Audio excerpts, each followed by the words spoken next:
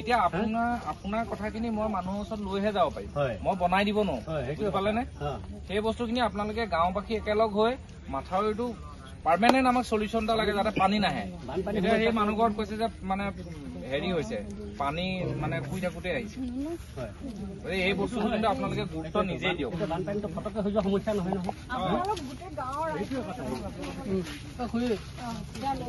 এতিয়া নিজেই ৰাইজে নিজৰ কষ্টৰ পইচাই বনাইছে মই আকৌ সেই প্ৰশ্নটোৱে কৰিব বিচাৰিছো যে যিদিনা বানপানী হয় সেইদিনা কেইটামান ভাত চাউল দিলেই গোটেইখিনি সমাধান নহয় এইবিলাক সমাধান কোনে কৰিব এইবিলাক সমাধান কৰিব লাগিব এতিয়া এয়া ৰাইজে নিজেই কৰি আছে চাওক ৰাইজে নিজেই কৰি আছে চাওক মই আপোনালোকক দেখুৱাই দিছো এনেকে ৰাইজে এতিয়া নিজেই কৰি আছে এইবিলাকৰ সমাধান কোনে দিব ইয়াৰে হেৰি কোন হয় মানে প্ৰেচিডেণ্ট কোন হয় পঞ্চায়তৰ এনেই হেৰি আগতে কোন আছিলে মুছলিম উদ্দিন বুলি কয় আচ্ছা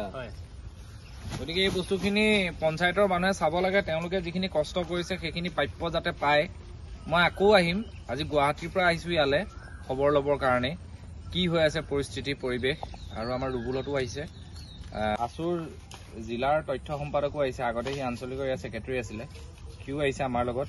আৰু আমাৰ নদীৰ নাই জাগ্ৰত শক্তি অসমৰ মানুহ আছে মই ভাবোঁ যে এই মানুহখিনিয়ে যিখিনি খৰচা কৰিছে সেইখিনি যাতে পায় আৰু নাপালে ইয়াৰ প্ৰতিবাদ হ'ব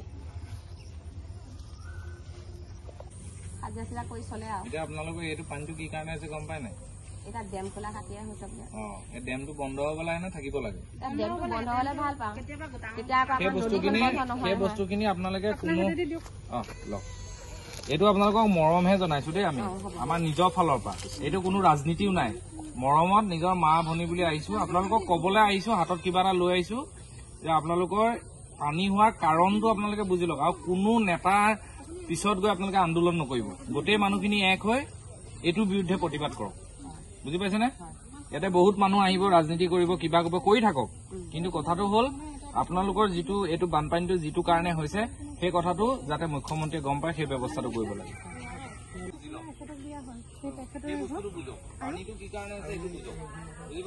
তেওঁলোকক এটা কথা কব তেওঁলোক আহিবই আপোনালোকৰ বিপদত তেওঁলোকে সহায় কৰিব ৰাজনীতি কৰিব তেওঁলোকক কব যে পানী নোহোৱা ব্যৱস্থাটো কৰি দিব লাগে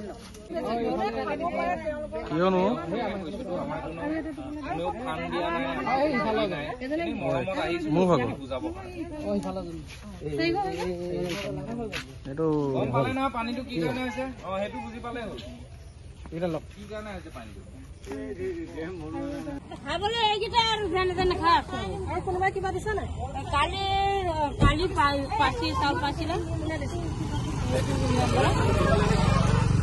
ইয়াত আমাৰ 2-3 ঘৰ আছে এই পেকেট দুটামান পানী নিচে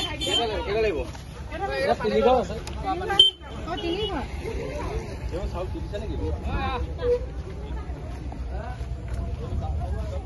মানুহখিনি মাতি আছো এই মানুহ ঘৰ মাতাচোন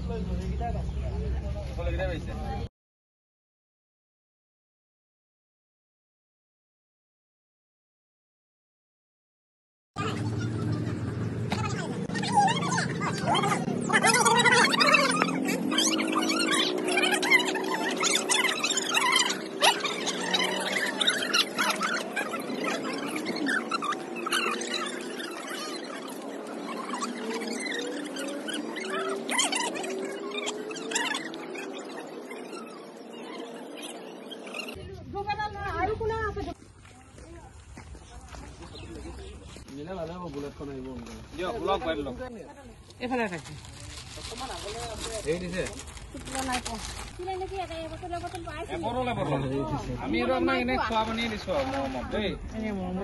চৰকাৰী মানুহ বুলি নহয় দেই চব নিজৰ ফালৰ পৰা দিয়া হৈছে দেই মানে হেৰি নকৰিব